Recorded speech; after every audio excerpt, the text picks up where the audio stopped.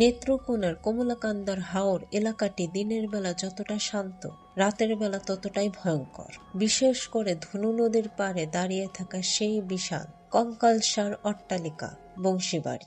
স্থানীয়রা বলে ওই বাড়ির দেওয়ালে কান পাতলে মৃত মানুষের ফিসফিসানি শোনা যায়। গত 10 বছরে ওখান থেকে 28 জন মানুষ নিখোঁজ হয়েছে, যাদের কোনো চিহ্নও পাওয়া যায়নি। এই রহস্যের শেষ দেখতেই আজ সেখানে হানা দিয়েছে 3 বন্ধুর তুখোড় investigator team frequency of fair. রাত তখন 1:20। কুয়াশায় ঢাকা বংশীবাড়ির সদর দরজাটা ক্যাচক্যাচ শব্দে খুলে গেল। আরভিনের হাতে শক্তিশালী টর্চ, সিফাদের গলায় ঝুলছে ইএমএফ মিটার আর নয়েজ ডিটেক্টর। রায়ান সবার পিছনে, তার হাতে একটা ভারী টর্চ আর আত্মরক্ষার সরঞ্জাম। বাড়ির ভিতরে পা রাখতেই এক ভাবসা পচা গন্ধ তাদের নাকে এলো। মনে হচ্ছে বহু বছর ধরে এখানে বাতাস চলাচল করেনি।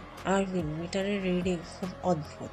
ইলেকট্রোম্যাগনেটিক ফিল্ড এখানে পাগলের মতো লাফাচ্ছে। কোনো শক্তিশালী এনার্জি সোর্স আছে আশেপাশে। রায়ান সিঁড়ির দিকে টর্চ ফেলে চমকে গেল।